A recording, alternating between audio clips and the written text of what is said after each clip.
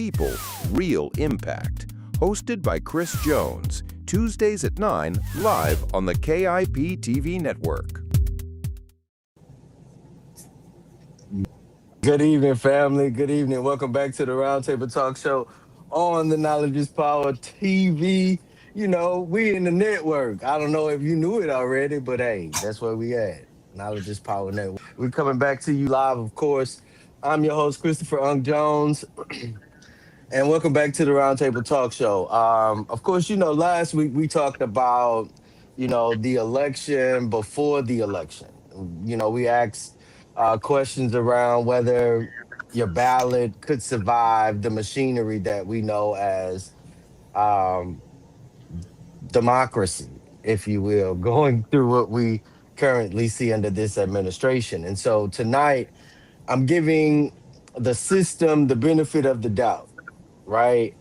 I definitely want us to know, yeah, okay, we see all of these things that are happening, but yes, you're registered. Nobody challenged your citizenship. Um, I'm getting feedback. It's big too. But yeah, nobody challenges your citizenship. You know where to vote. You know how to cast your ballot. You know who's on your ballot. You know what's to be accepted. All of that. Your vote is counted. Beautiful, right? Um, Here tonight, the question I definitely want to impose to our community and to the table, of course, is what was the vote actually worth, right? I definitely want to dig into some substance about it because having the right to vote, right? Having and having political power, if you will, that's two different things. And so I definitely want us to know, you know, we're going back to particular files of, we're not going back to particular files of citizenship, or purges, polling place access. We're not doing that. We're going somewhere totally different. Tonight, we're talking about the map, we're talking about the primary, and we're definitely going to talk about the money. Because maybe nobody has the, I guess, the right or the access to interfere with your ballot at all. We understand that. If somebody can influence what your ballot is capable of producing, that's what we're talking about tonight. Dilute the vote, call it reform. And I've got, I got the crew with me, so let me bring them right on into the table. First up is my big sister, Dr. Catherine Campbell. Say good evening to the people. You're muted, Queen. Good evening, people. I did that. Good evening, people. Yes, indeed. Yes, indeed. It's definitely a pleasure to have you back on, Dr. Campbell. Tonight, I need you watching something deeper than a turnout, if you will. We spend a lot of time asking people why don't they vote, and do you know who's on the ballot, all that. I'm interested tonight in whether we're properly teaching people where political power actually gets exercised, if you will. The district, the primary, the candidate selection process, all of that, because somebody can be a faithful November voter and still be entering the political process after some of the biggest decisions have already been made in their community, right? And that's the part of the table I definitely want you to, or your shots I definitely want you to sip on. So Hold on to your hat. yes indeed. Next up is my big brother Perry Buzz, but say good evening to the people, big bro. Good evening. Yes indeed. He doesn't sound like Barry White, like brother tonight. He sound like, he in a far land, and he is, and I'm so glad he's well. In 116 degrees, that's not heat index, that's Yes, degrees. indeed. So I definitely want to want him to know that I'm glad you're able to be on with us, Perry. You got the evidence side tonight. When politicians tell us that is, that was partisan or this was partisan, that's not racial. I don't want us to immediately accept that, right? I definitely don't want us to automatically reject it either. But I want to know, what does map show? What happens to precincts, if you will, who gained in political influence, who lost political power and or political influence. Then when we get to the money, I definitely want you helping us interrogate how much choice is really left to voters after political infrastructure has already separated viable candidates from everybody else. Welcome back to the table, big bro. Next up is my little brother Dustin Harris. Say good evening to the people.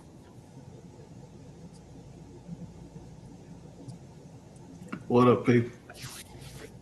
Yes, indeed, Dustin. Tonight, I need you at the most uncomfortable intersection in the city of Beaumont, maybe, or even for party, or even for race.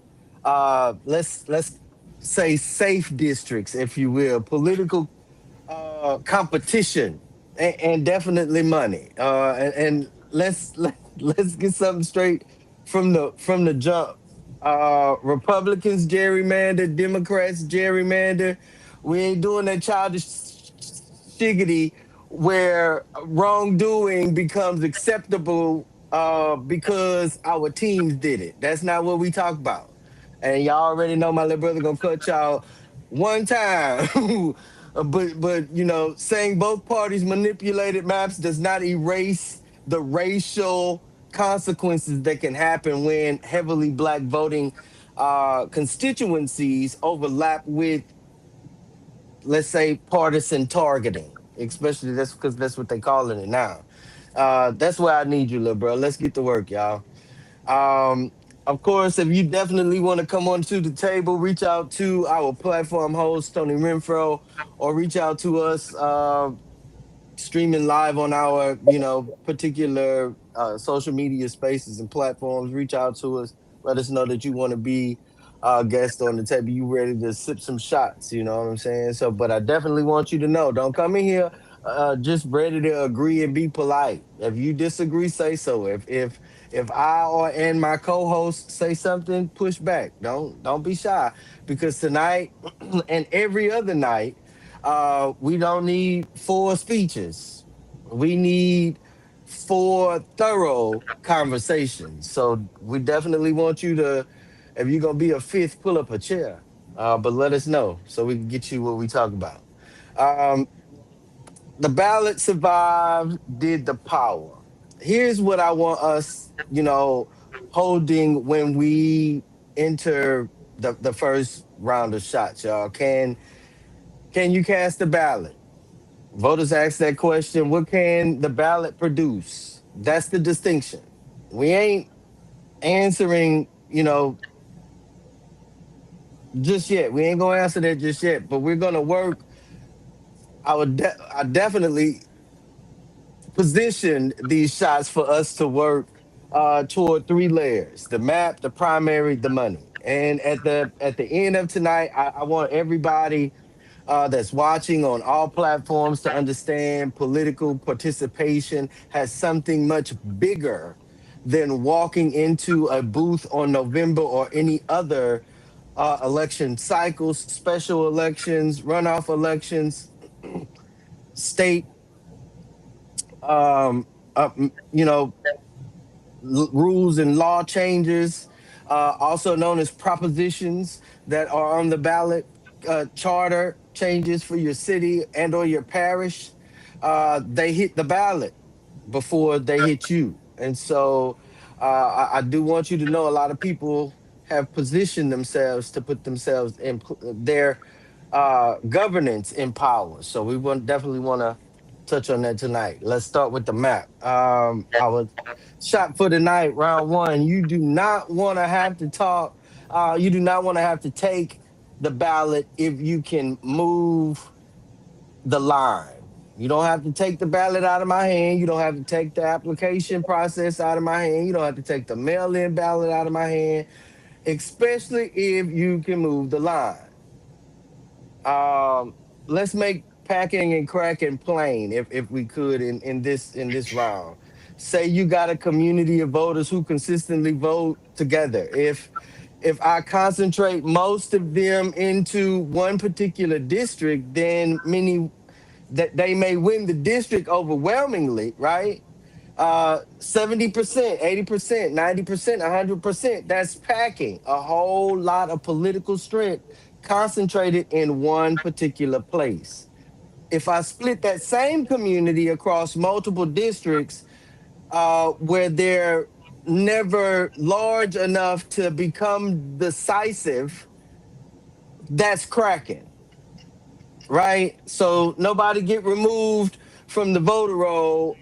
Every ballot still counts, but the political math changed, right? That's the setup. Dr. Campbell, your shot. What bothers you more about packing and cracking that voters lose political influence? Excuse me, especially when um especially without losing a single voting right, or that most people don't even know it even happened. Honestly, Mm-hmm. infuriating. Your vote technically counts, just in a district where it's useless. But the second, that's the real kicker. Most people have no clue their voice was quietly boxed in or spread thin. They show up, they pull the lever, Mm-hmm. and go home thinking they did their part. Meanwhile, the game was Right. rigged before they even walked in. Ignorance lets it Hmm. keep happening. Outrage, at least, might fix it.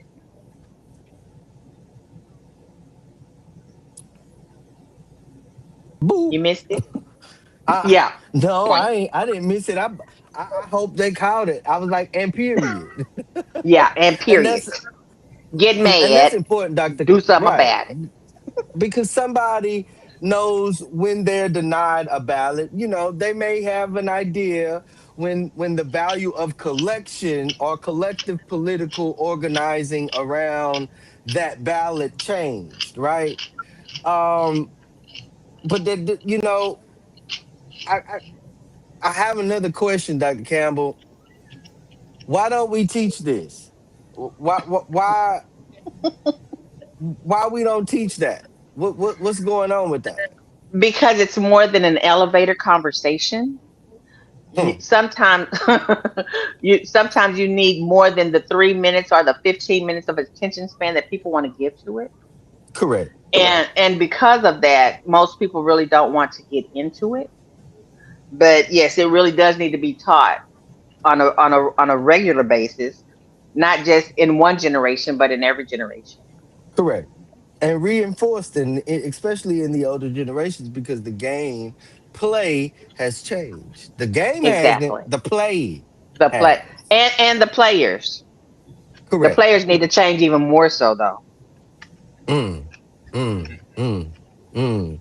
That's what civic education has failed us. If y'all want to be honest, we can teach the event, not the structure. That's what we've been doing, teaching the event, not the structure.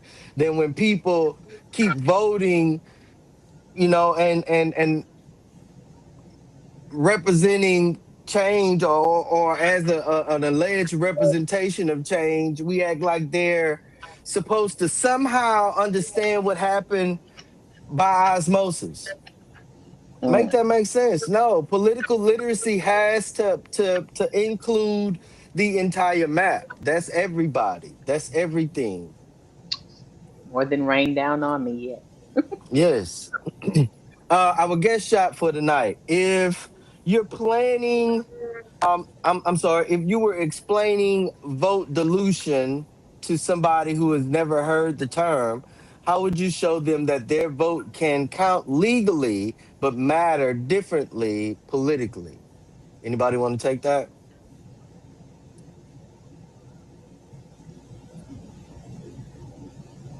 I Go will. ahead. I will. I was waiting for him, but I will. Imagine I put it like this. Imagine your neighborhood has 10 people and picks one representative. You vote. Cool. Now imagine they redraw the line so your neighborhood gets split across three different districts. Now you're a minority in every single one. Your vote still counts. It Right. just gets added to the total. But you lose every time 60-40 in all three places. Wow. Your vote legally exists.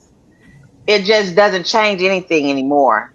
You went from deciding who wins to being a permanent background noise without ever missing an election. Did you say a JV cheerleader? B team, You a senior and you a JV cheerleader? You a senior riding in the high bench, school and you a riding the JV bench. cheerleader? Good night. Yeah, But that's exactly what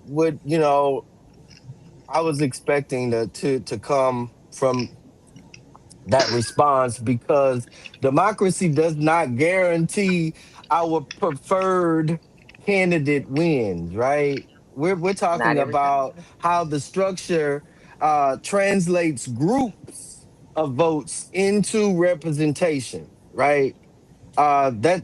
That's a more serious question than my candidate lost, so the map must be rigged, or the map must be bad, or get this one: folks didn't turn out to vote.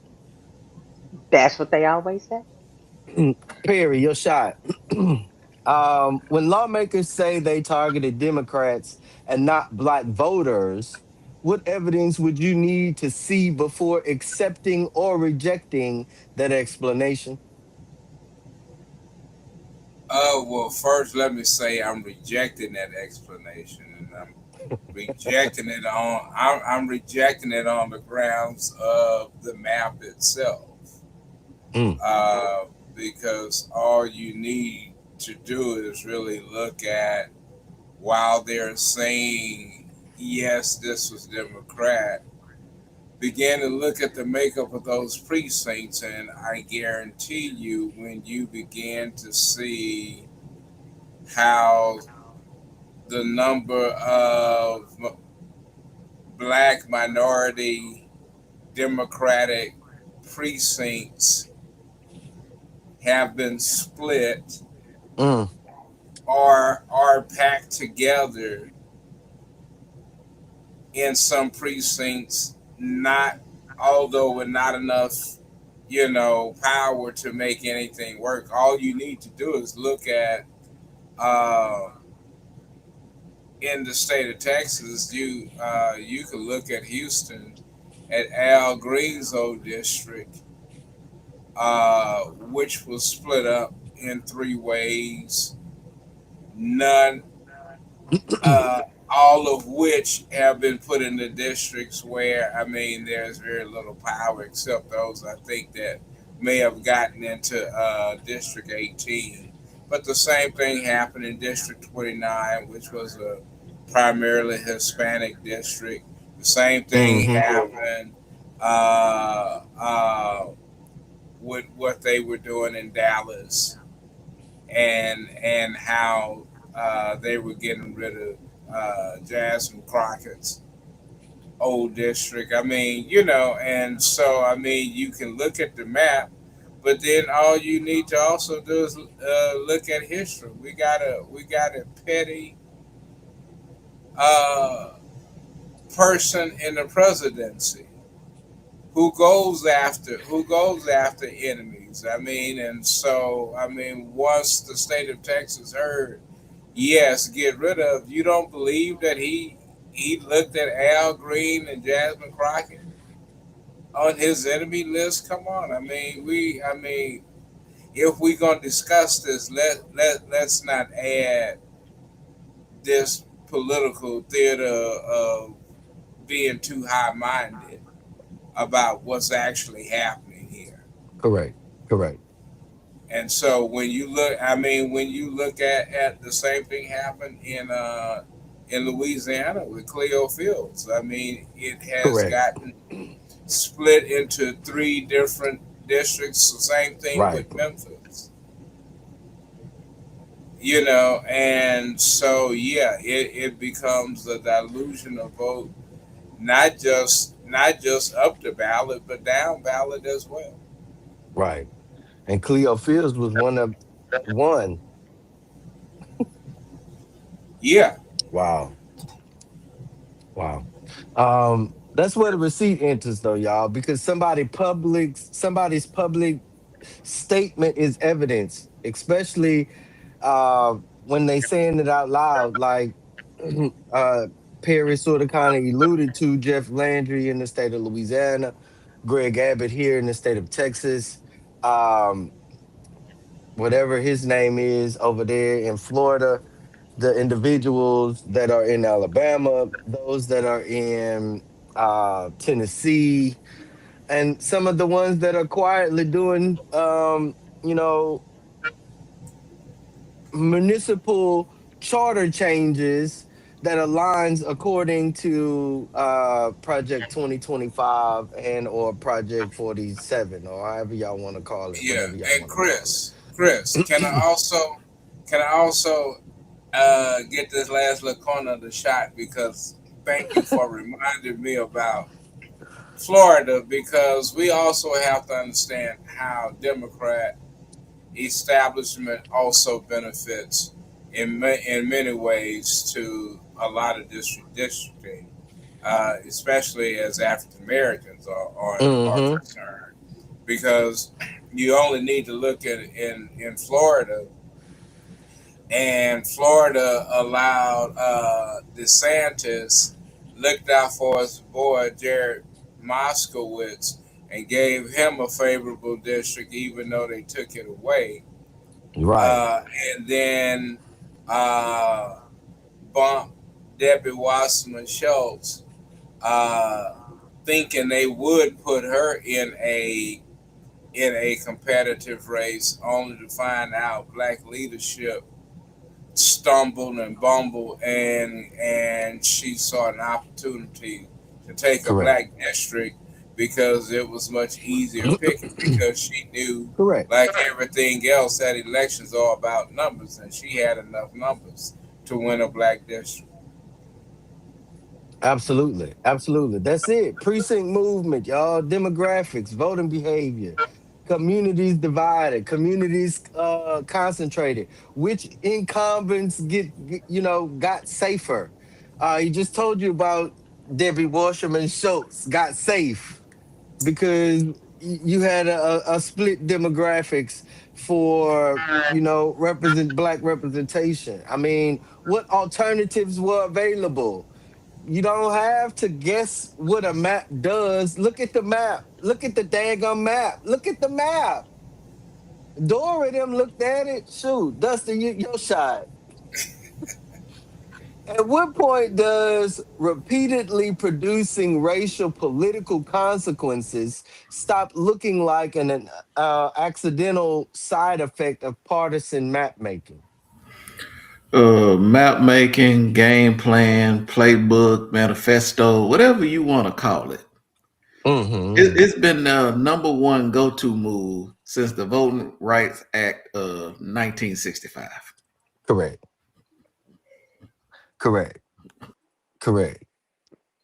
I mean, that's where the word repeatedly matters. One consequence doesn't automatically shift or prove a motive, y'all. Our patterns deserve continuity and scrutiny.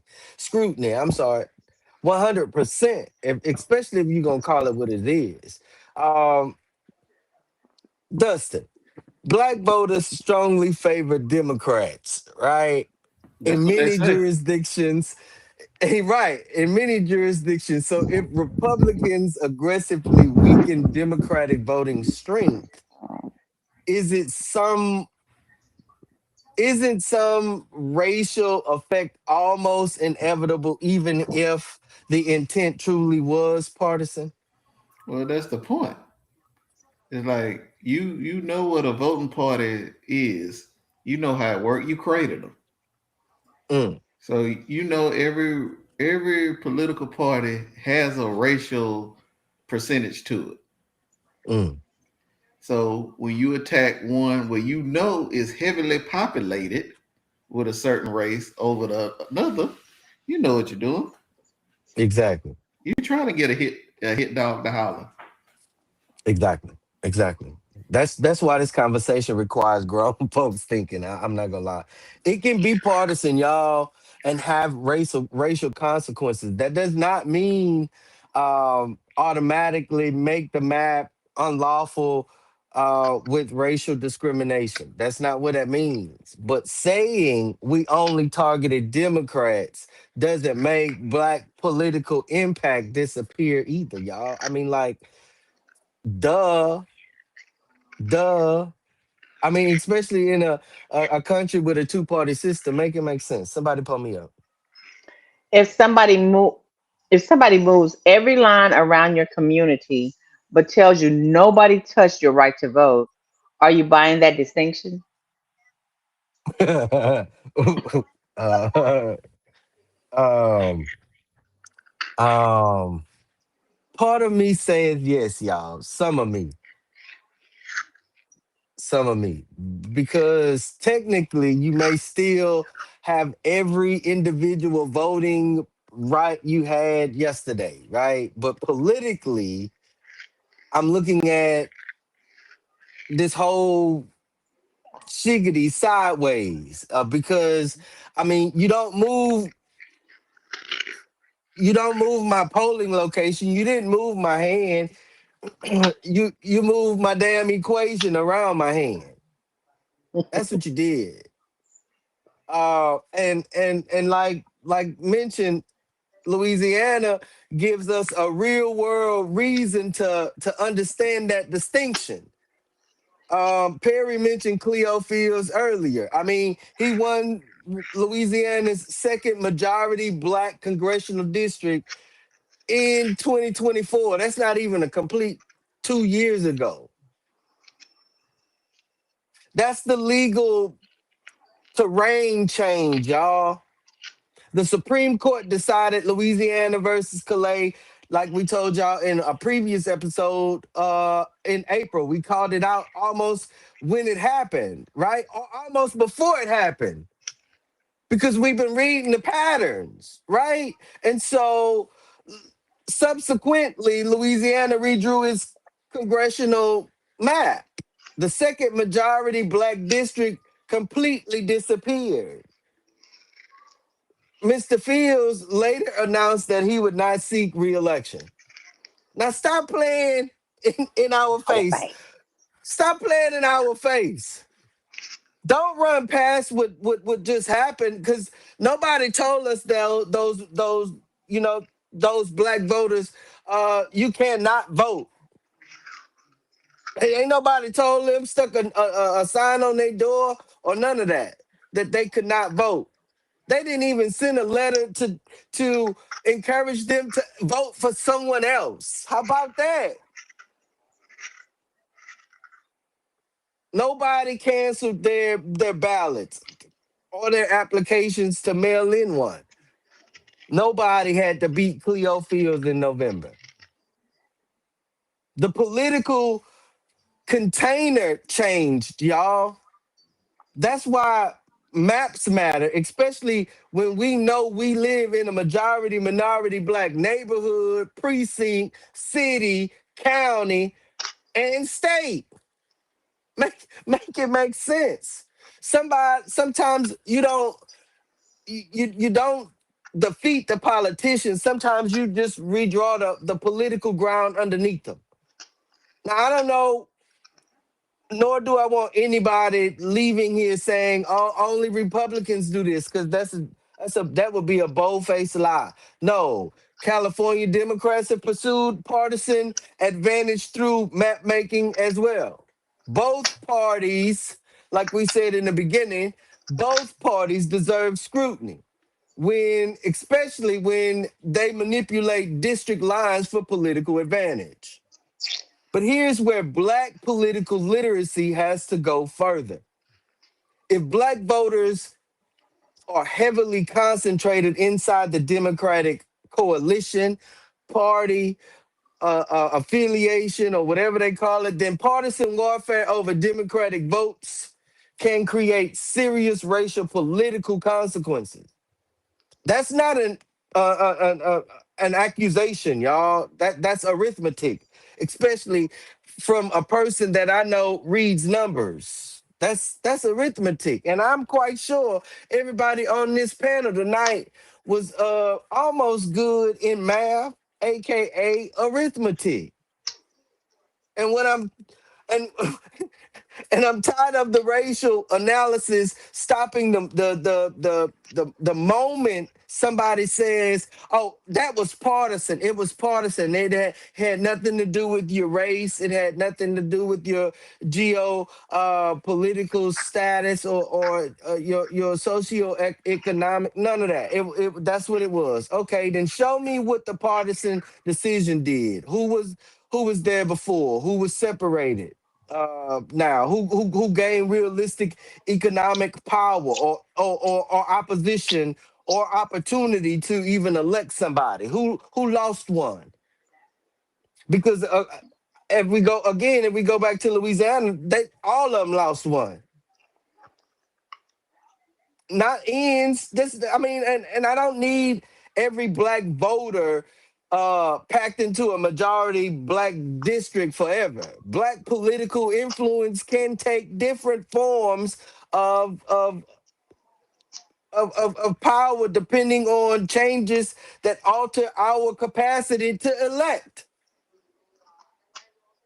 Especially if you put what you want me to run over a hurdle. No, we jump over hurdles. You didn't see that in track. My party told me the map is good. Man, get the chat question. Which is harder to recognize? Um, put a one in the chat for somebody stopping you from voting. Put a two in the chat for somebody diluting your community's voting strength. Put a three in the chat for both of those. Or put a four in the chat for I don't understand the difference between tonight. I didn't understand the difference before tonight.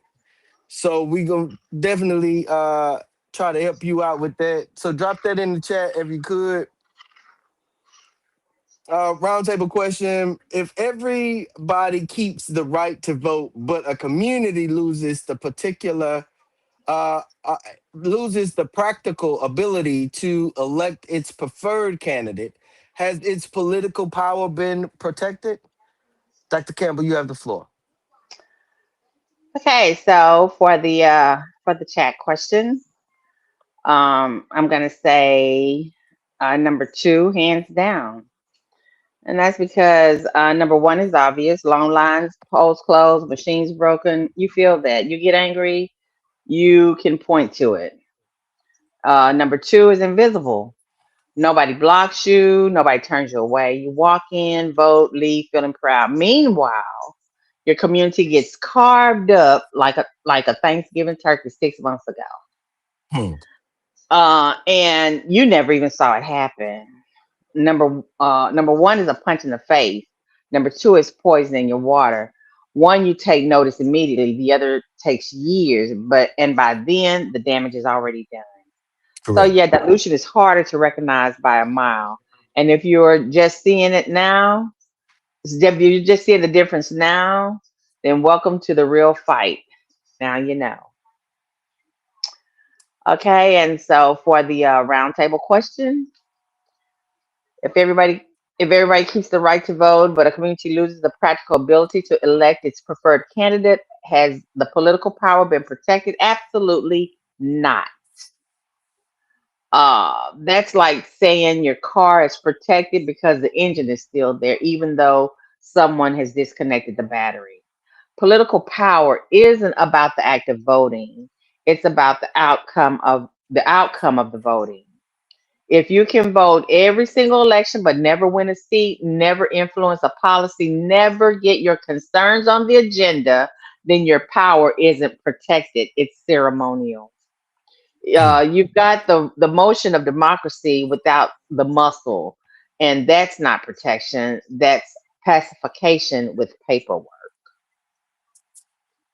Oh, y'all throwing these peas out here tonight.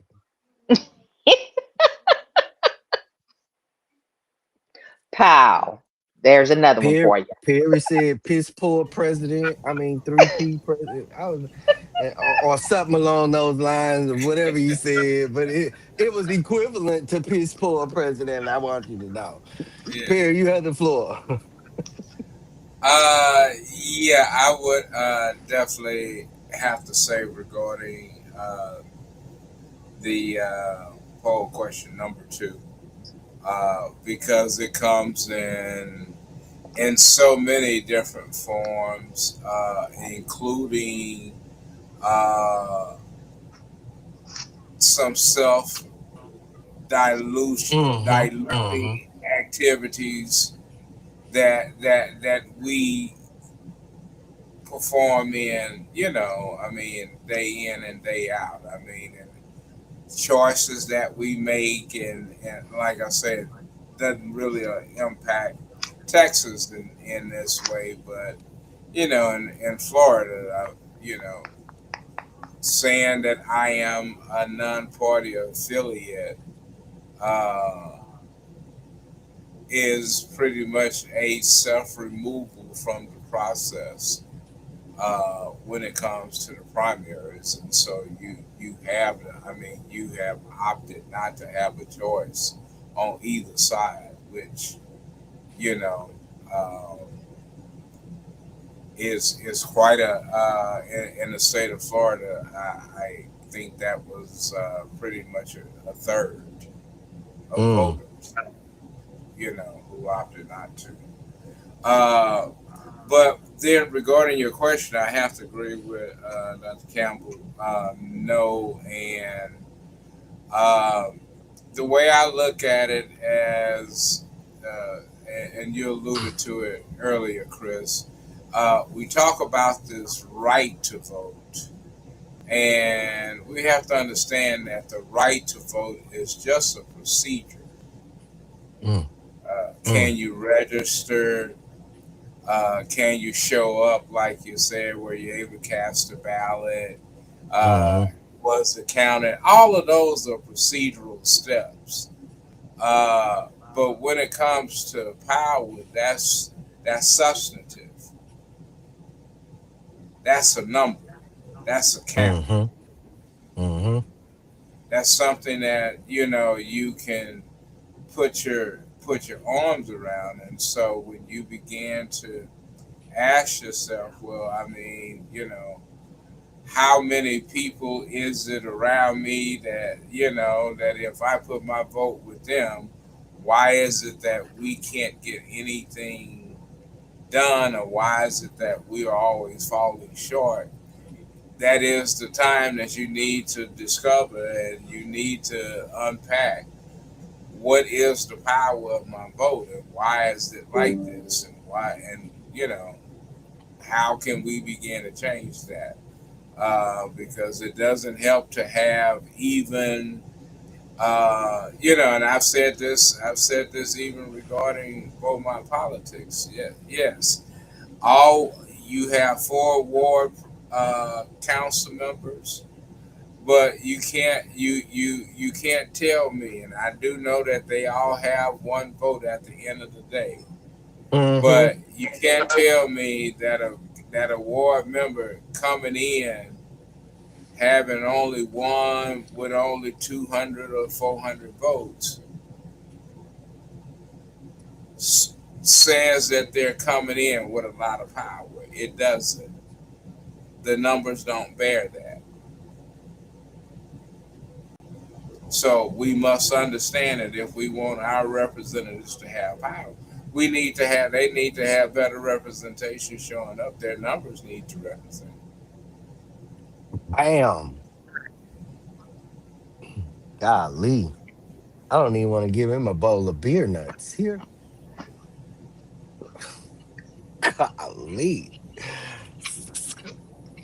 Dustin, you have the floor. Let's see. So for the chat question, I'm gonna go with two because never been a drinker myself. But I'm pretty sure if you took my shot and then divvied it out around 6, 7 cups, it ain't the same shit.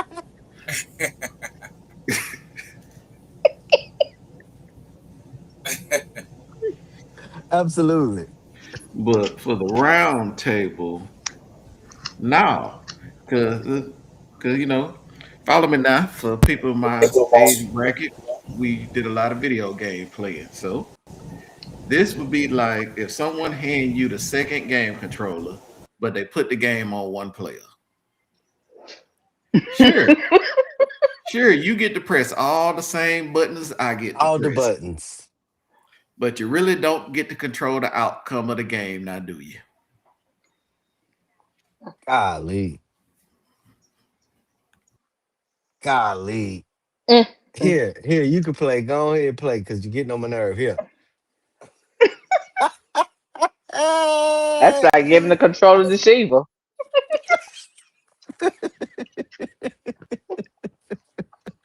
Yes, indeed.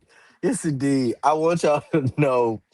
Um, um, the right to vote. Like I agree with everybody around the table. The right to vote, especially when the right to vote is there. Yeah, it still exists. But if structural decisions materially weaken the community from the inside and its ability to translate votes into representation, I'm not going to act like or pretend nothing happened just because every ballot was counted. Yeah, you finally allowed us to verify even that particular count, right? That's too shallow for these people. The ballot survived, yes. The question we need to ask is whether the power attached to our ballot or attached to our block or attached to our collective voting power survived with it. And that it brings us to another place where political power can you know definitely hold um not only our elected accountable but ourselves when we fail to engage in this civic process. That's the calendar, the whole, like Dr. Campbell said at the beginning, learn it 365. It's something we should always learn 365 in season and out of season, because when the electors and the elected come into our community with just fugazi rhetoric, we could definitely say, oh no, I'm voting, or oh no, we are voting for this particular thing, this particular stuff, this particular policy. And then because of these particular things, stuffs, and policies, I choose to vote for this particular person. See, here's our signed agreement that we have. That's how we have to move in today's politics. Round two. The chaser for round two is, what if November isn't the election that really matters? Let me test the room right quick because everybody knows there's an election in November. I definitely know that everybody knows there's an election in November. Now, without pulling out your phone, when is your next primary election? Or when was your last primary election? March. What was the March. last runoff? The last runoff was July. I mean June. June. What? End of May. End of May. First part of June. All right. And the only reason I know for sure Dr. Campbell can respond to those things is because that's a precinct chair herself. I just want you to know we have. we have to build an entire civic culture around go vote in November. We've built that. We built, you know, uh GOV go vote TV or whatever. Yo, Get all out the those vote. little, yeah, GOTV. they all that. I messed it up on purpose because you're still not getting out the vote. So I mean, we not built this. We're not built the same culture around. Find out when the competitive choice actually happens, and in political safe districts, those may not even say that they might not be the same data. Uh, so I just want you to know, Perry, if a district is so politically safe that everybody basically knows which party will win in November, shouldn't we be treating that party's primary like the real election? Absolutely. I thought so. You know, but more than anything, I mean, that really, when we have that set up, uh, then that's a design failure. Because, I mean, when you begin to look at it, uh, you've only given yourself one option out of however many were in that race, but you've not given yourself an option on the other side. Mm, So you're really screwing yourself, and you know that you've already locked in. Really, and I don't even want to call it the leader, because really what you are left with is the last one to the bottom. Think about it. mm, You mm. have an election. It's the primary. 16%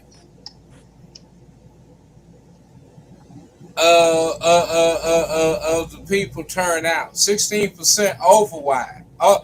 Throughout. 16% Republican and Democrat turnout. That means only a portion of them are Democrats. I mean, if that's Jefferson County, that may be anywhere from what? Anywhere from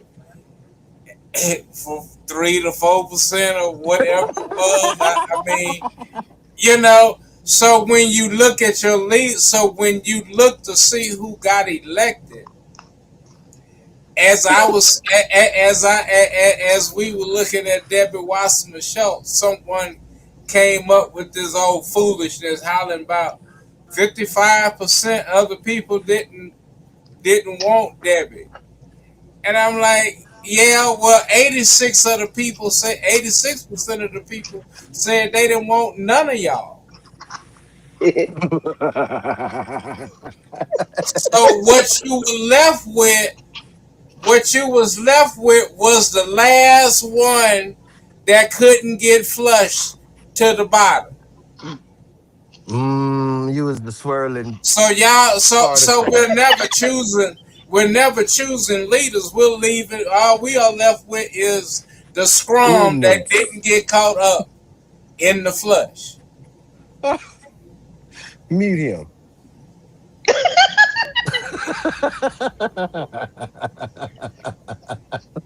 Tell me where Yes, I'm wrong. indeed. I'm willing Hey, to admit I'm wrong. Tell me where I'm wrong. But them I ain't hear numbers no say, lies. nah, that's a race to the bottom, not a race to the top. That's what it says. That's what it's saying. If you're not in the primary crowd, your voice barely registers. You're absolutely right. Absolutely. Yes, that's the political reality. The calendar can call November the general election, but competition determines when those elections really are. And let him tell it. Y'all floating spooky speckles that didn't go down. You the little stubborn turd that won't go down. You got to flush more than 3 times in order for it to go down.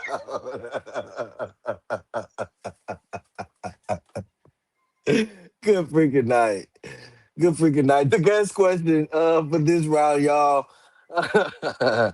Why do you think so many voters know the date of the presidential election but couldn't tell you when the congressional, state, or local primary happens?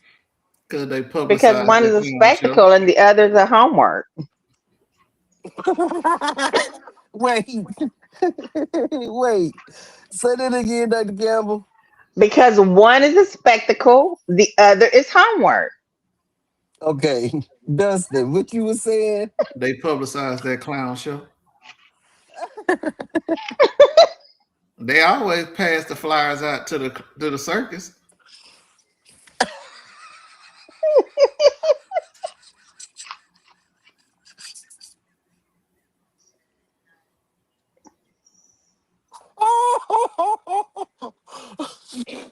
Dustin, I'm gonna pull up your shot because you already ready. You already told us, hey man, don't be spreading my shot around this table. Does creating political, does creating politically safe districts unintentionally or intentionally give smaller primary elections more power over who ultimately represents everybody? I like these little cute names they give safe districts. But everybody knows it's intentional. It can't be nothing but intentional. But look, you know what? I'm gonna give them 50-50 credit because the broke clock is right twice a day. Mm, So mm. they could have actually did it by mistake and then found out it worked.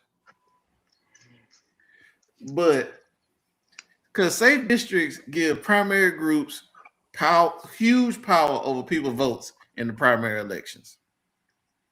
In the safe districts, they basically challenging armless man to a fist fight.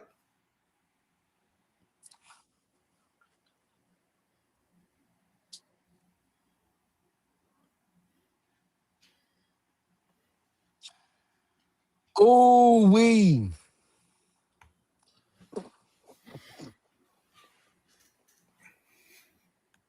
I'm no response, Dr. Campbell. You ready for your Yes, I'm stepping good over it like a good log night? in the road. Man.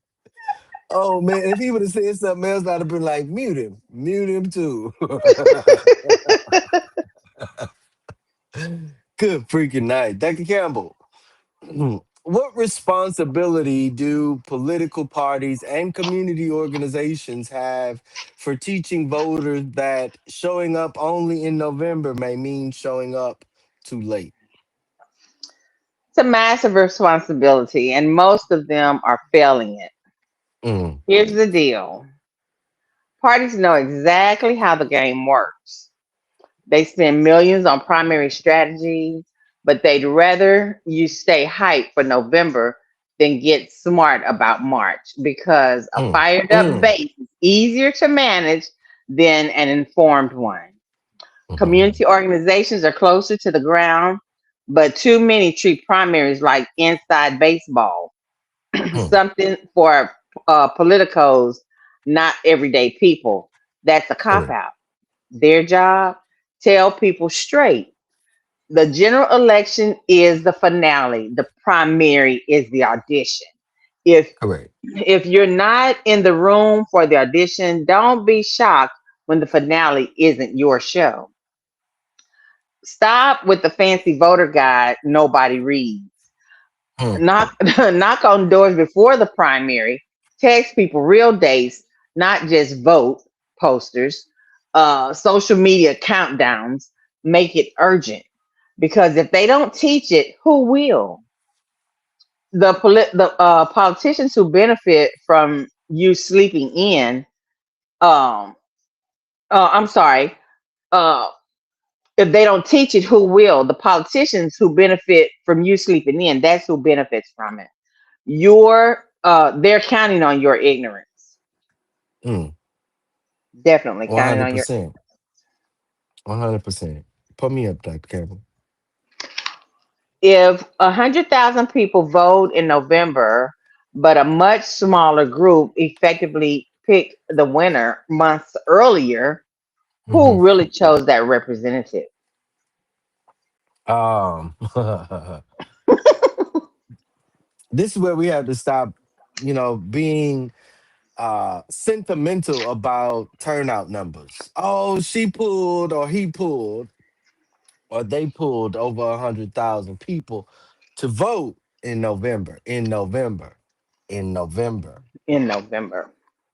That's the excellent, participation month. That's when, mostly everybody looks forward to participating is in November. It's in November. And so um if districts that are claimed to be safe that the nominee of one party is essentially guaranteed to win, and 20,000 of those voters choose that nominee months earlier, then those 20,000 exercised a different kind of political power, if you will. They selected the 100,000 may largely have been ratified, if you will. Now, that doesn't mean November doesn't matter. There are, other races, measures, margins, all that other stuff that they, you know, want to throw out. Like Dustin say, these sweet words that they throw out. Margins matters, mandates matters, turnout matters, all that other good hoopla. But in that one safe seat race, we need to be truthful about when meaningful competition occurs, right? Especially if that competition just so happened to not be um, a huge individual. And that's where or why our community can't keep thinking elections equals November.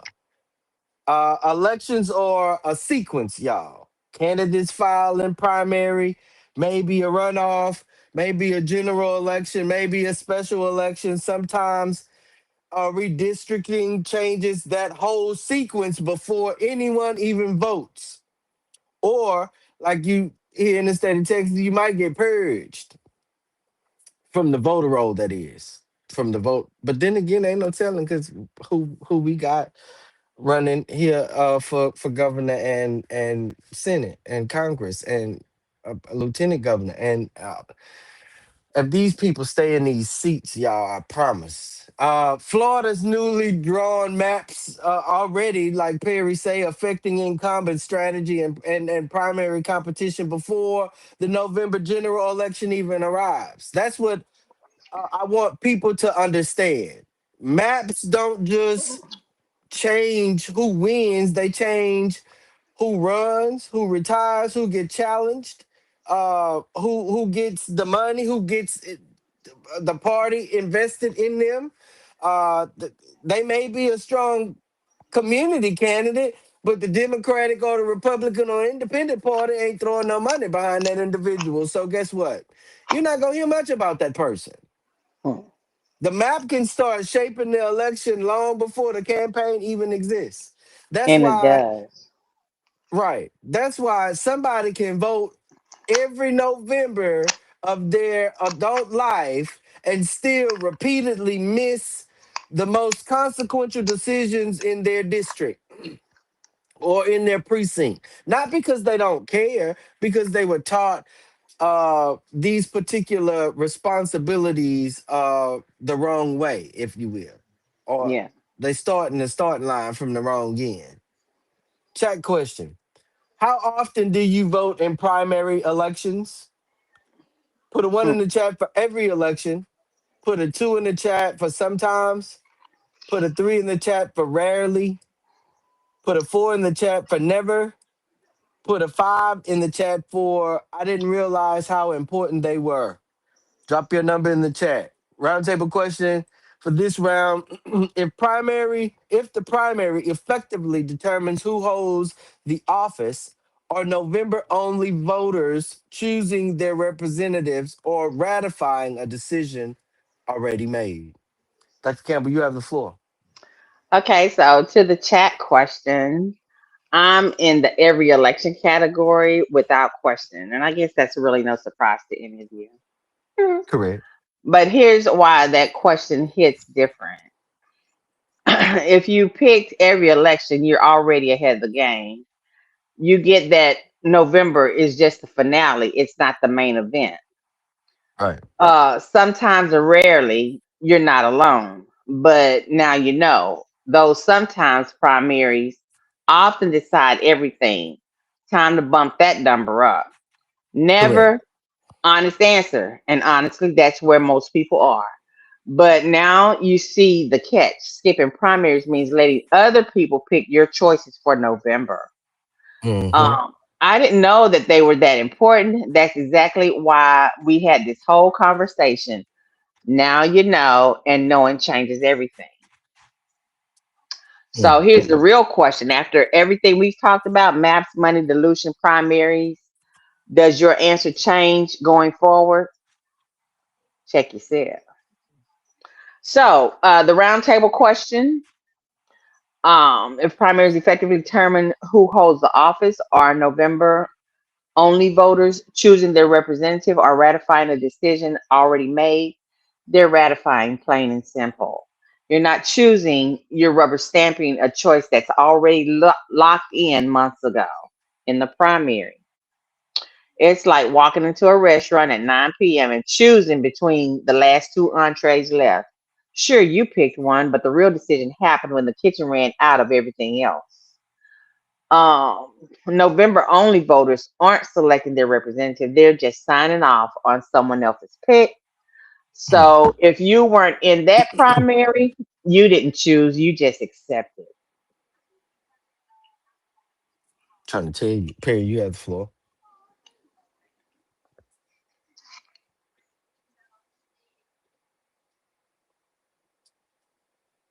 You muted.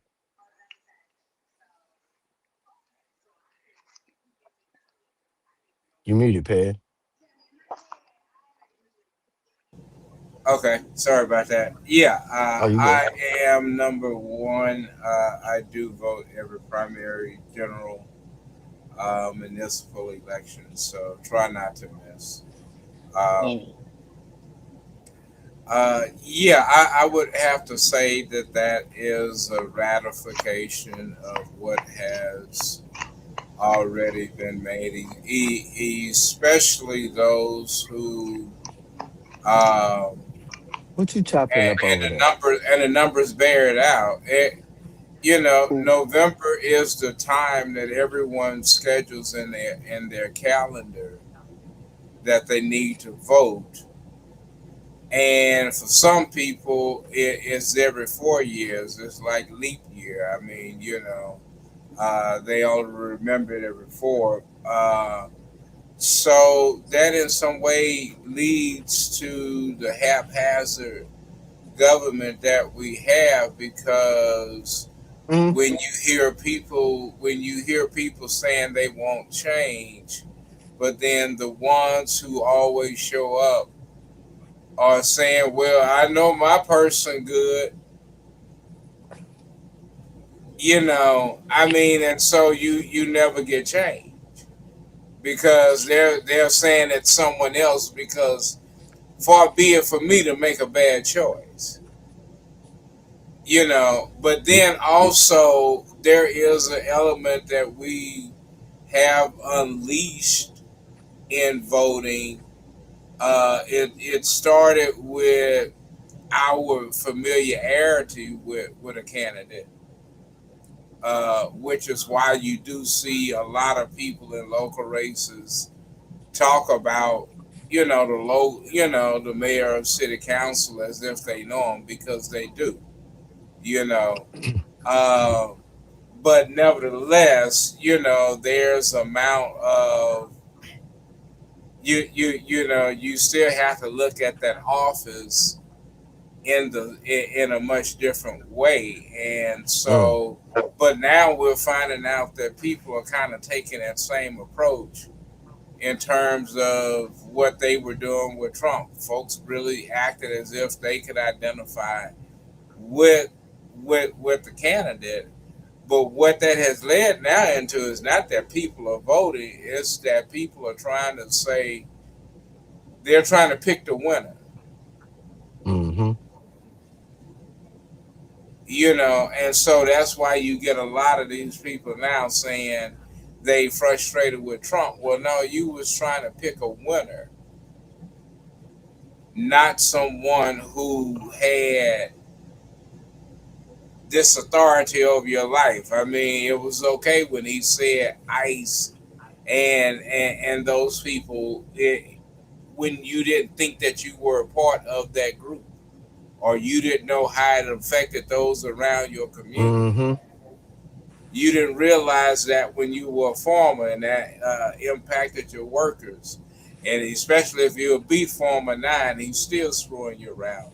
All that really doesn't Ooh. sound good anymore, because you were trying to pick a winner Correct.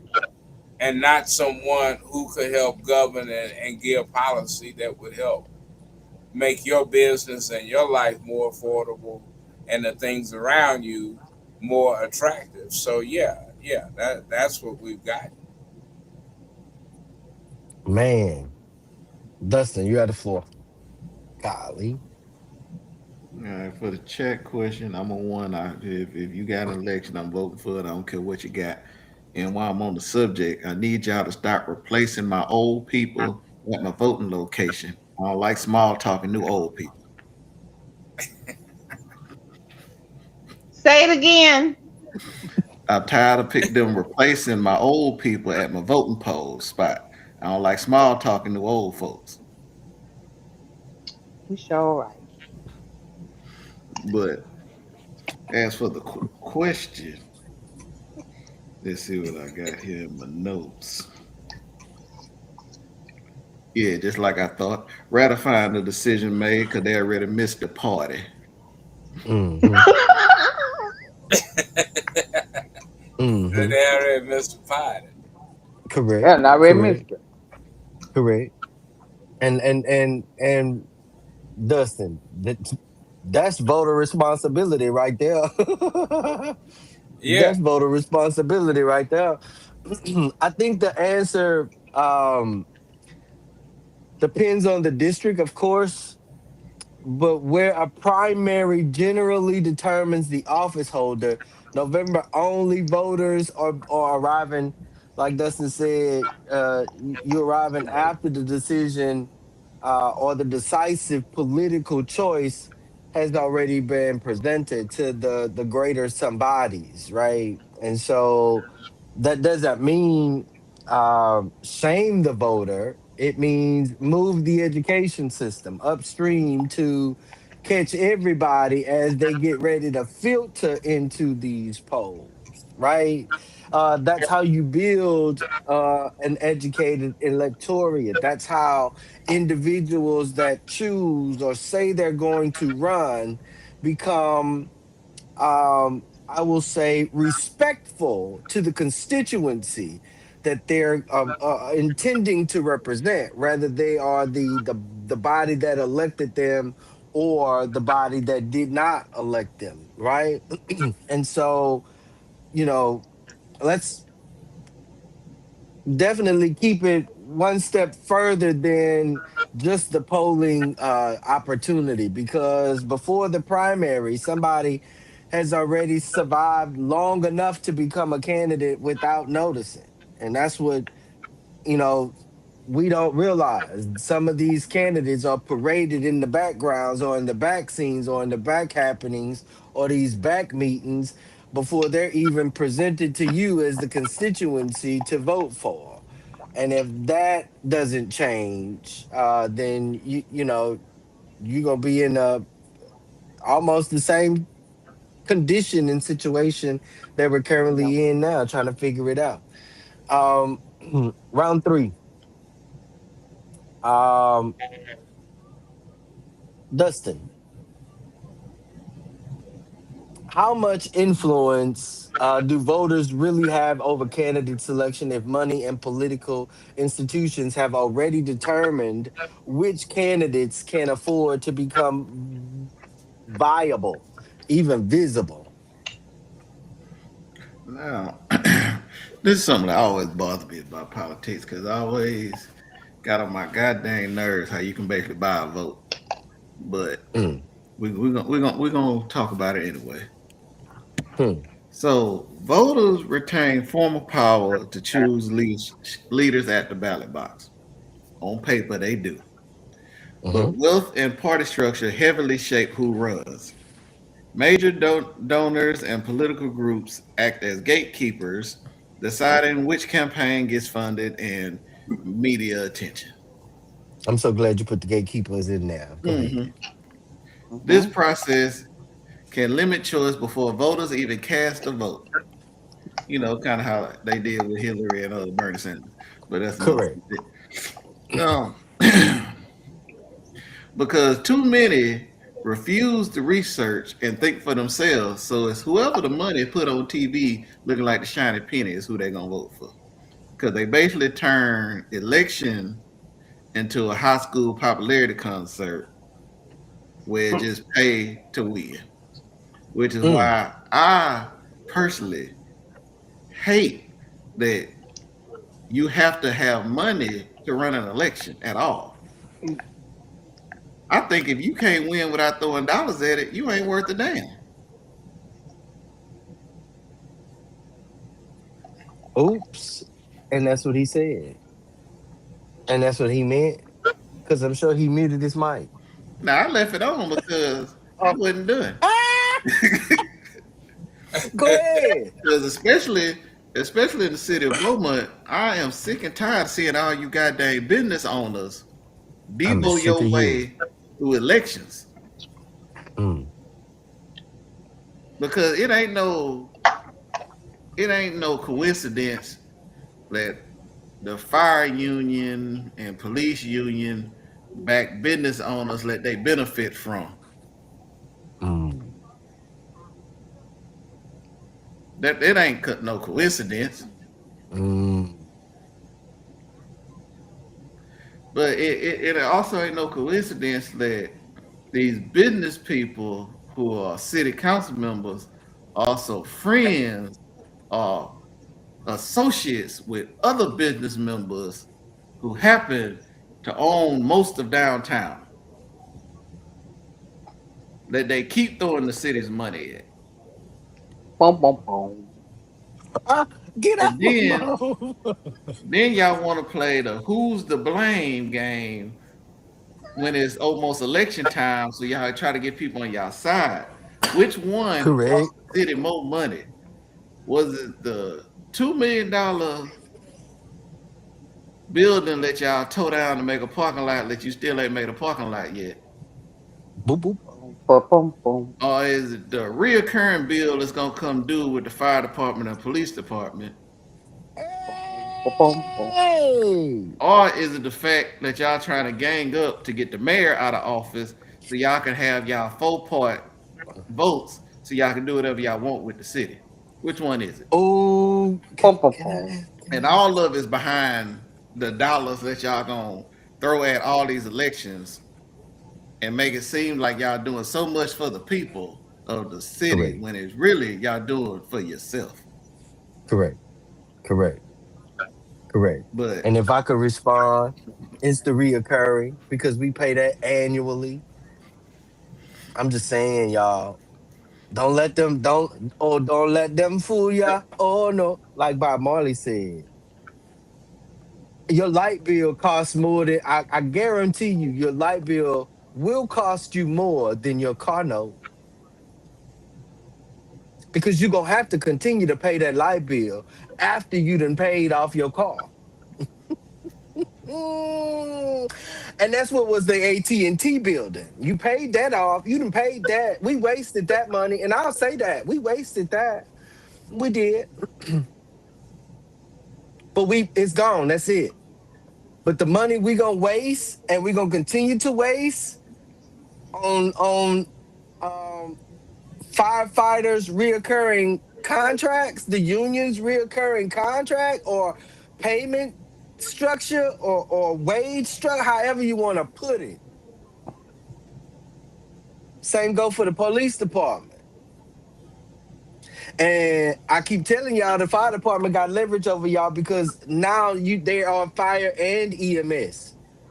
So now they got extra leverage over y'all.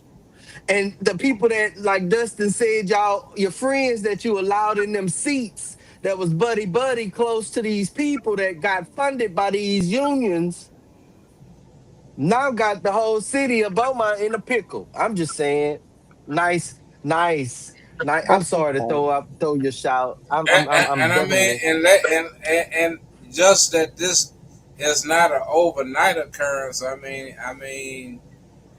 If I'm not mistaken, firefighters union been deciding the mayor's race dating all the way back to at least what 2021, right? at the least, if not before then. Probably If all the way not back before. before.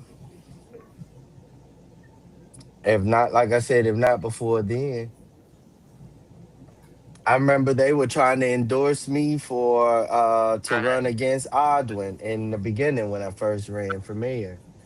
And I told them no. Because I knew what they were about. They were already in our community with the union representatives going door to door telling people that, oh, there's an apparatus or a fire truck that's not moving or operating in your community, scare tacting our community, our seniors, into believing that their fire department was insufficient. The same tactic that they're doing now, the same tactic that Mike Williams have done recently on his Facebook post, and many others throwing out just random numbers like those numbers. Yeah, thank you for throwing out them numbers, but you still haven't addressed the issue of the reoccurring payments that we're going to be offering and obligated to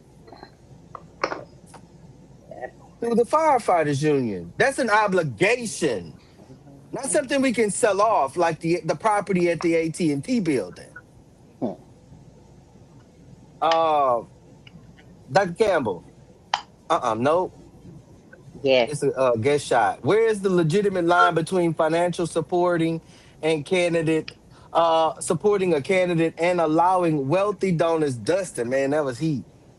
Wealthy donors, PACs, or parties to become political gatekeepers. And that's why I said, Dustin, that was heat because you smashed on that guest question. You don't even have to respond to the guest question because it was all up in there. But I could tell you the line. The line, you know, when Mm. you take your pocket, turn it inside out, and it got that little seam line on it. That's where it's at. In the cracks and crevices Cause of they your deep. pocket? Cause they deep in them candidates' pockets. Correct. Correct. Correct. That's that lint ball you be trying to figure out how it got a whale up in Yeah, that that lint corner. ball, $100 bill to them. Man. Who else want to hit that guest question? That guest shot. Um, just to explain it like it's a 10-year-old. They're buying access. Or are they buying access or are they buying the agenda? So Mm, support equals you help a candidate communicate their vision to more people. Your money amplifies their voice. mm-hmm, Gatekeeping equals your money shapes their vision or keeps others from even competing. mm, The line crosses when a donor's call gets returned before constituents. A PAX ad by a PAX ad by decides who's viable, not the community's priorities. A candidate changes their stance after a big check, not Mm, before. Hmm. Legitimate support lifts the messenger. Gatekeeping buys the message. correct. So, how to tell the difference? Simple. If the money follows the candidate's proven values, it's support. If the candidate follows the money's value, it's gatekeeping. All day, every day. 100%. 100%. Let me put that in the chat. That's the Let me same throw that thing in. Dustin said. It's just Pretty. explain it like I'm telling a 10-year-old You wanted it to be pretty and plain. I ain't mad at you. Y'all on them peas up anyway. tonight. um, right. Dr. Campbell, your shot. Do we lose potentially strong public servants because they cannot raise enough money to get through the political gate before voters ever hear their name or from them? Absolutely, we lose them by the truckload. And here's Wow. the ugly truth: the political gate isn't talent or vision; it's cash. If you can't raise six figures before the first ad runs, you're dead in the water. Meanwhile, the candidate with the big donor list gets the spotlight, the endorsements, and the electability label. So the school principal the school principal with brilliant ideas, the local organizer who actually knows the neighborhood, the Mm, small business owner who isn't plugged into the donor circuit, they never make it to your ears. Their name doesn't absolutely. appear on your ballot, not because they wouldn't be great, but because they couldn't afford the entry fee. We Oh, don't just lose good people, we lose different people. That correct. leaves us with the same tired choices cycle after cycle, wondering why nothing ever changes. Absolutely. Absolutely. I mean, absolutely. That's why I say follow the money. But don't automatically invent a conspiracy when you find it. I mean, please Hmm. don't. Especially around a candidate that we need. Because, like she said, all these, um, never mind. Perry, your shot. If two candidates appear on our ballot, but only one had the money, party infrastructure, consultants, and exposure necessary to become competitive, how much of that choice was actually made by voters? Um,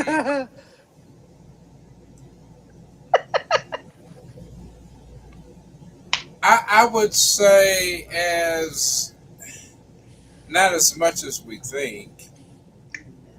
Um, primarily, I mean, and you have to look at it at this. I mean, Mm, it starts with the fact that, as you were just saying, and as everyone else has said, if I got one candidate and we start off with, and he's Jeff Johnson, the name you know, uh, you know, remember that from Eddie Murphy, Jeff Johnson, Yes. you know. Um uh, that is the truth. I mean, people went in and recognized the name. We have to, in some ways, understand the mindset, at least of some of the uh, voting population that we're dealing with. I mean, that mm-hmm, is a reality. Uh, mm-hmm, but I will say, as Dustin said, uh,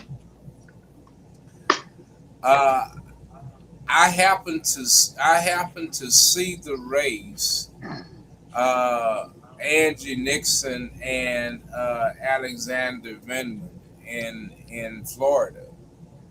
mm-hmm. Vindman had millions. When I say millions of dollars, he had a bunch of millions, and Angie may have had a couple of 100,000. if that much. Mm-hmm. Uh, and I'm like Dustin. I mean, if you don't have money, you better have a doggone good game plan. Correct. And that's at least what Angie had in a sense of understanding where she needed to be able to get her numbers from. Because Correct. Venmo wasn't really running; he just had the money. And at some point, they thought it was going to be an easy race, but Venman didn't. He wasn't from Florida, so he didn't know how to get around Florida. Mm. So to that degree, yeah, and I believe people are inspired when they have a candidate that they see as at least being creative out of their way and not just talking out of their way. I mean, and I think that yeah, I mean sometimes I do think we lose good candidates because they're in the wrong slot. And that's what I'm saying. I mean, if we gonna play this, I need to know you comfortable with being my pawn. Mm. I don't Mm. need you to be the bishop. I don't need you to be the rook right now. I need you to be, a good pawn for us. And so when we have leaders that we can't count on, that then begins to make it hard to find stability and find some power that we can begin to. Right. Right. Right. I mean, that's my concern overall, especially with you and what you mentioned and what Dr. Campbell mentioned right behind it, and that's why I asked those questions almost right behind each other, right? Working people, grassroots leaders, people without wealth networks, people who may know the neighborhood better than anybody, but don't have 20 people who can write large $100,000 checks. We say, as community, run for office. Then the candidate discovers the first campaign isn't necessarily for voters, it's for resources. And then that whole entire time, that individual is going door to door looking for resources instead of being able to deliver what it is that they're trying to bring to the constituency. We can't demonize competence, y'all. Fundraising is part of campaigning, right? 100%.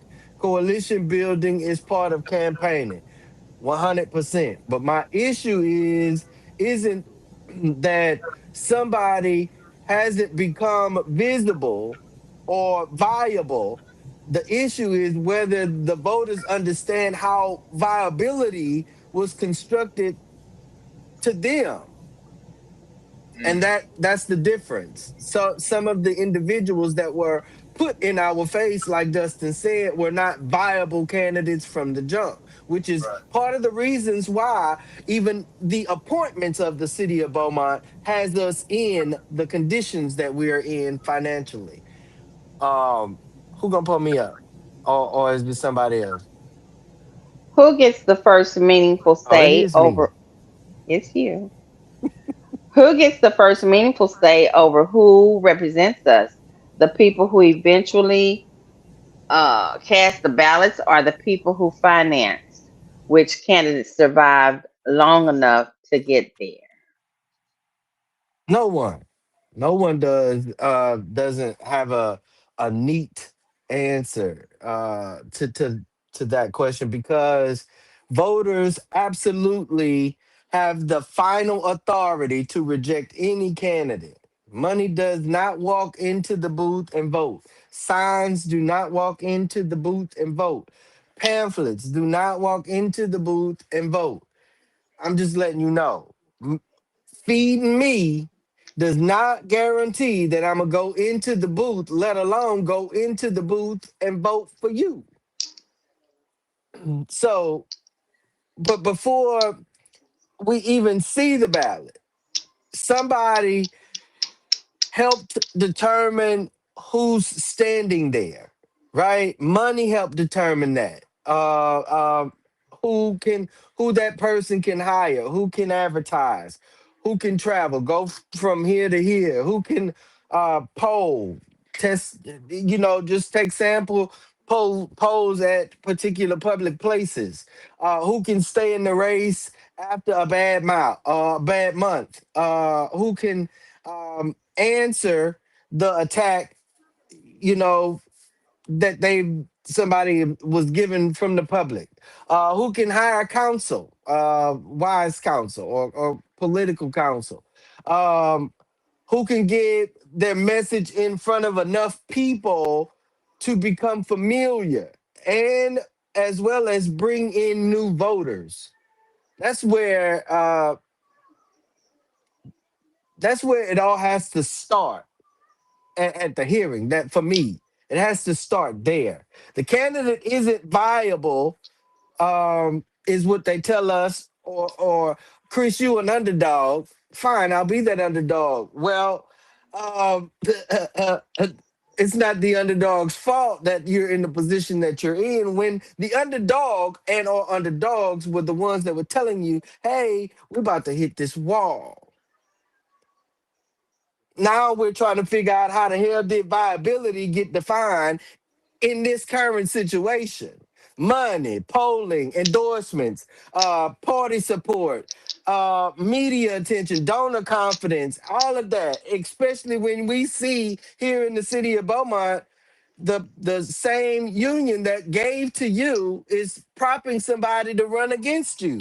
Make that make sense. Make that make sense. And they're still trying to wean and bleed the city dry for its monies, knowing that the revenues aren't there. Make that make sense. I thought this was a collaborative. I thought this was a collaborative. Candidates can't raise because they're not considered viable. Candidates isn't considered viable because they can't raise. That's the gate, y'all. Not not the an absolute gate, but a gate. It is one we have to jump over. And and if you're with me, here's where I want black political strategy evolving. If we're only participating after candidates already are built, we are political consumers. Somebody else recruited, somebody else financed, somebody else trained, somebody else enlightened or developed. Then we get into, you know, invited to choose. Hey, come choose my candidate. Okay, fine. But political power is bigger than a choosing. It's also producing, especially being able to produce who we are preparing to run, who are we training to in policy, who understands municipal budgets as well as charters, uh, county governments, state governments, Congress.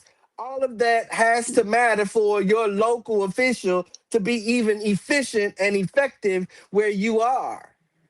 Who are the relationships that those individuals are building with? I mean, because money has already had one.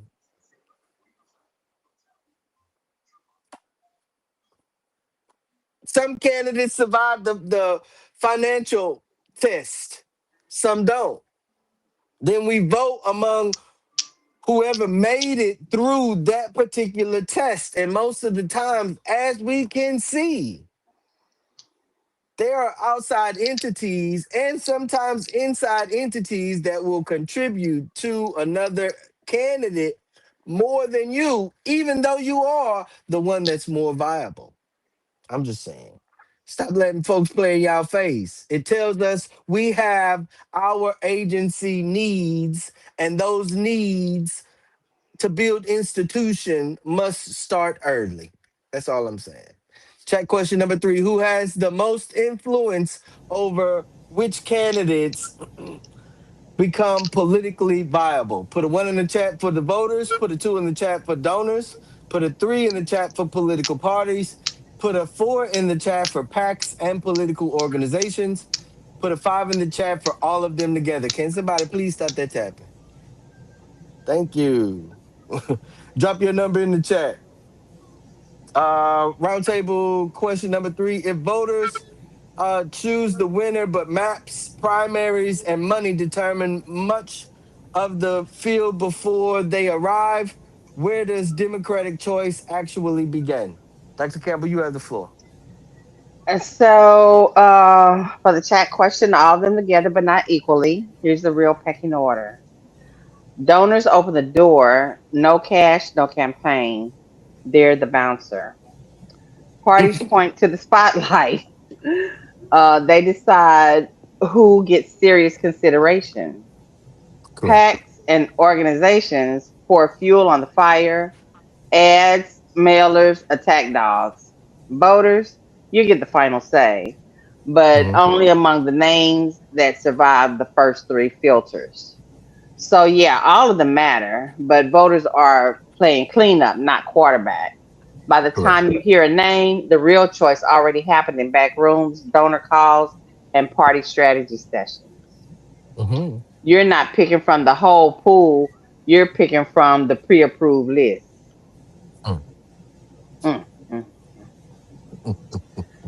So, the roundtable question, if voters choose the winners maps, I'm sorry, if voters choose the winner, but maps, primaries, and money determine much of the field before they arrive, where does democratic choice actually begin? Honestly, it barely begins at the ballot box. Democratic choice starts way earlier, if at all. Here's the real change. Maps decide which communities even get a shot. Money decides who can afford to run. Primaries decide who's left standing by the time you show up. By the time you walk into the voting booth, the menu's already been written, filtered, and paid for. You're not choosing from all the options, you're choosing from the survivors. So, where's the real choice? In who draws the lines, who funds the campaigns, and who Hmm. shows up to the primary. If you're not in those rooms, your choice in November is mostly just echoing someone else's decision. Democracy didn't start when you pulled the lever, it started months ago. And if you missed it, you didn't really choose, you just approved. Correct. Correct. Pierre, you have the floor. I would say, in regards to the chat question, the cartel, which is the political parties, the donors, and the PACs. You know, the I He cartel knew said, it. pretty I much he knew said a it. running. cartel. Political action cartels. I Right? mean, Yeah. You know. You know. And I always say, I mean, the voters are always a rubber stamp, but I always point to the city of Houston when they closed the exit on off of 59 that led into downtown. It was the 59 Texas Avenue. All of a sudden, one day, that exit was gone. Nobody said anything. Nobody really knew why. Everything was hush mouth. Then, about 2 years later, when the Astros wanted a new arena, lo and behold, they want one of the places was right there at Texas Avenue. And the crazy thing was, the first time they voted for it, because they needed the public to vote for it. The public, it didn't even pass, and they had to hurry up and put it back on the ballot again. And lo and behold, it passed. It was like, well, man, if that was no other choice but to tell folk, look, the you numbers would got win. it wrong the first time, so we corrected your numbers this time to Correct. get it right. I'm gonna get your But numbers right so we can get it passed. Kind of. yeah, so yeah, we that is it at its worst. Uh, but our lack of participation is really to our peril, And so there's no one that uh, I mean, it requires, as we say, better education, better candidates, better understanding how to make better alliances, uh, such that we do produce better candidates. Yeah, You know, and so I mean, like I said, I mean, hey, I may not like Republicans, but I do want the best Republican. I do want the best they have to offer. I agree. Give me your best. Yeah. Dustin, you had the floor.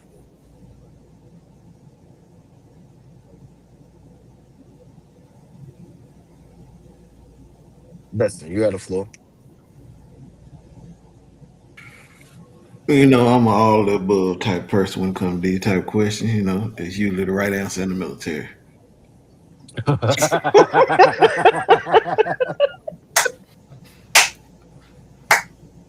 Boom, boom, boom. But as for the thing, I'm a grassroots person, so I always say it begins on the basement level. So it begins with your house. Get your house in order. Is all the voting people voting the eligible folks in your house vote? Then branch out to your family. For a person like me, who has probably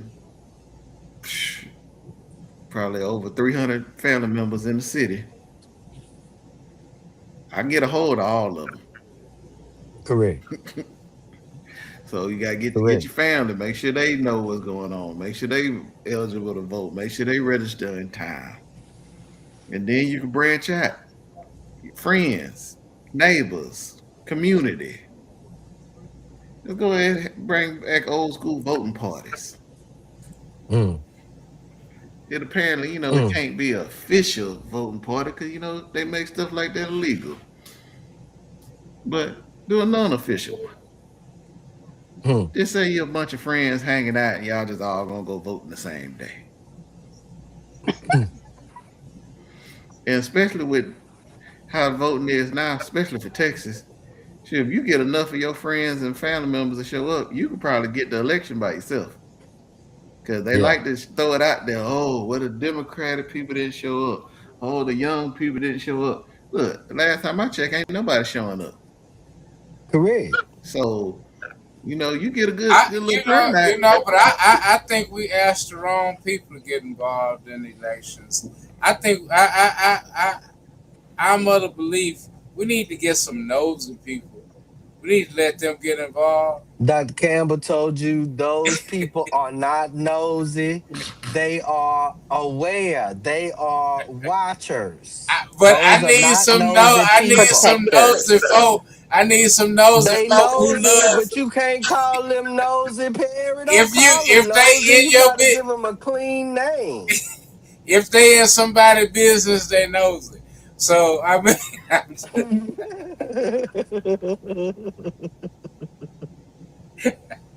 and that's They're what the I need. neighborhood Golly. I need some protectors. who love to be in folk business. Golly. They're the neighborhood Um, protectors. Democratic choice, y'all, has to begin before election day. We've said that, we know that, and we just want to stress that to all the listeners, watchers, and upcoming voters that we may acquire between now and November. It begins before the primary. Hell, it even begins before the candidate announces. It begins before the voter is even eligible to register to vote. That's how serious we got to be about this. Dustin told us a few episodes ago, bring your children to the poll. Dr. Campbell said, reach back and bring your children to the poll. Perry told us, I remember when. that was the thing where you brought your children to the polls. So bring them up in a way that they could understand when districts are redesigned and or designed, candidate recruitments, fundraising, political networks, um, candidate endorsements, primaries, runoffs. Then we focus on November, right? The ballot is part of the political process. It is not the entire process, y'all. And once we once we really understand that that is not the whole process, we can definitely stop measuring political engagement by one particular day and a few particular candidates that some of the senior individuals in the community so chose to post up there as the outlet for us to vote for. I mean, yeah. Go ahead, give me something to close us out for the day before I make somebody mad.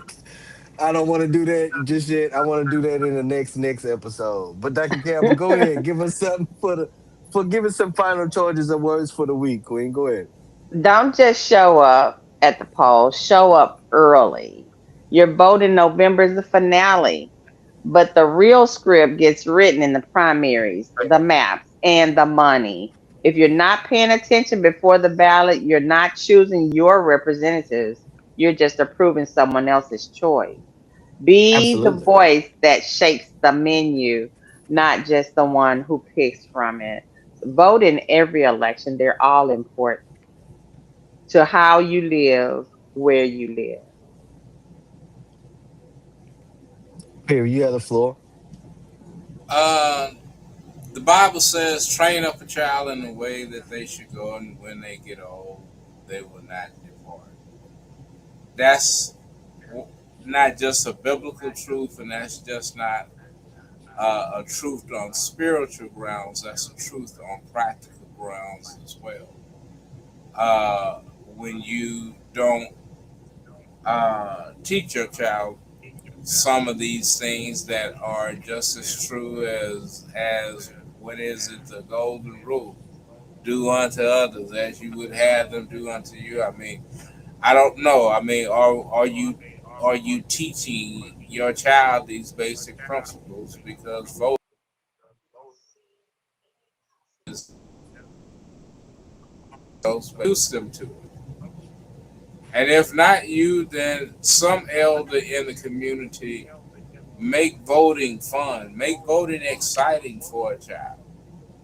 Mm, Uh, we do too much condemnation sometimes on young voters. Like I hmm say, I heard a young man say non-voters detest him, and I was like, man, I never want to get to that point. Now that's fertile ground. That's who we're not Right. touching. That's not who we should be, you know, casting Right. dispersions at, because they're not voting. Their voice says something as well, and you may not Correct. like what their voice says, but Correct. their voice is crying out very loud in these elections. And so Man. yeah, but yeah, definitely train your child up, your grandchild, get them involved and let them see that voting, uh, not only is important, but it's a good thing to be a part of. Absolutely. Dustin, you have the floor.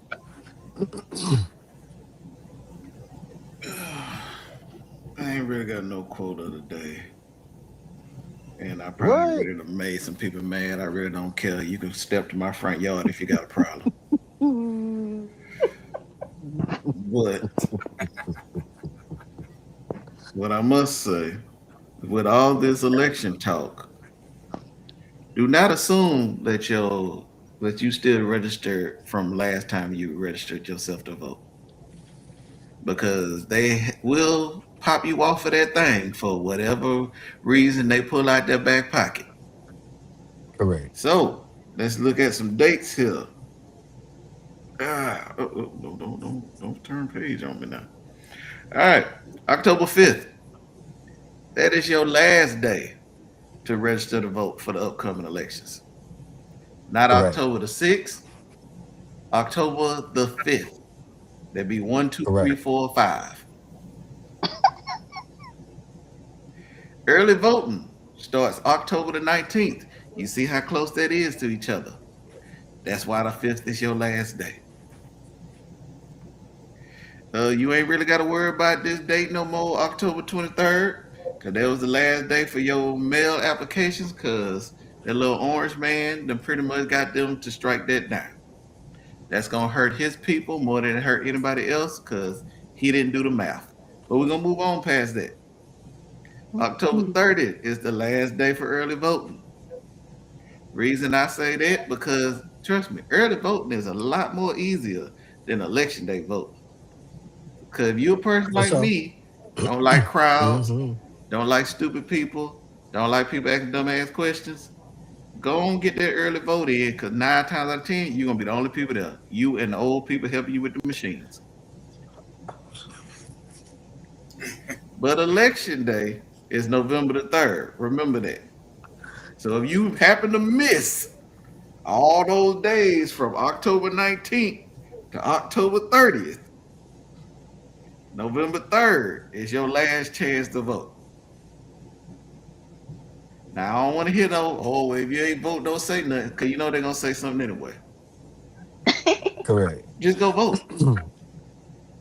Because if you sitting there next to another grown person and you allowing them to talk without telling them to go and vote, you a problem too. Correct. I'm going to just Correct. let y'all know we got to get a lot of people up out of office. Because a lot of people is controlling a lot of things y'all don't think they directly control. But I'm going to let you know now. We have a bunch of people that would rather vote to ban marijuana in Texas than ban child marriage. Y'all just let that soak in. Because the same people that Yeah. voted to ban marijuana also did not vote to ban child marriage in the state of Texas. Correct. So that's all your little people that you like to be proud of. Just Correct. think, them the same ones that want to take your child into the bedroom. Yeah. And marry them. So whatever they do to them in the bedroom is considered to be legal here in the state of Texas. So we got some Man. wheels, we got some guy with anger management, we got a guy with a drinking problem, we got a guy that don't seem to know how to show up to vote for stuff, we got a dude that leave town every time there's a storm. All those folks are up. And all of them protect the pedophile. Every single one of them. Protect every form of pedophilia there is. So remember that when it comes time to vote. Hmm. If they look, here's an easy guide for you. If they in office currently, they don't need to be in office no more. That's an easy guide for you right there. Yes, indeed. Yes, indeed. My final word, my final word tonight is simple, y'all.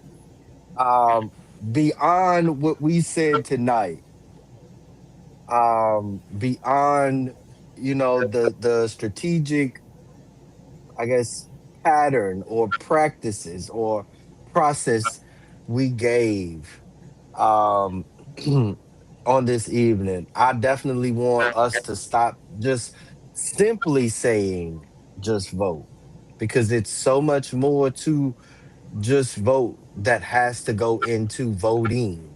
Not because voting isn't important. Stop saying it because the sentence ain't finished, y'all. Mm. Vote and know your district. Vote and know your primary. Vote and know your where the money goes. Know who drew the lines around you. Know who financed the candidate that represents you or the ones that wanted to represent you. Ask uh especially those candidates that's asking us for support, because we've spent too many generations fighting for places on the ballot, let alone the ballot to act like the processing of the ballot is the finish line. And we know it ain't. The ballot is just the tool. The question we definitely have to ask in our community is what political structure that tool operates inside of, right? Um, Last episode, episode 74. If you didn't go watch it, go peep it out. It told us whether the system could interfere with our elections or our ballot before it even got counted. But tonight, we assumed, and I just want you to know, we assumed that everybody was good and the ballot made it. And we discovered something else in our conversation on this evening. You do not necessarily have to take somebody's vote if you can change the political math all the way around it. You can move the line. You can move the meaningful election into a primary. You can let the financial contest narrow the candidate the candidate field before most citizens even figure out who they are and even show up. And none of that means the voter is powerless. That's the wrong lesson. The lesson is get there earlier, get their attention earlier, educate them consistently about what voting is. Don't wait until the map is final to learn redistricting. No, it's too late. Don't wait until November to discover, oh, dang, the primary chooses the nominee. Dr. Campbell already told y'all, don't wait until somebody is leading every poll to ask, who financed her? Who financed him? Was it APAC? Is it CPAC? Is it PPAC? Political power moves upstream, y'all. Our political participation needs to move upstream right along with it. If not, before it. There, that's where this. I definitely want you to know these next few episodes is going. Can your vote survive? Episode 75 asks if it survives, what is it actually worth? That's what we want to know. And don't church it up, because everybody's still gonna get to play some kind of role whenever it gets to get close to voting time. Of course, like Dustin say, we can't do the mob to the poll, pew to poll. We can't do that here in the state of Texas anymore.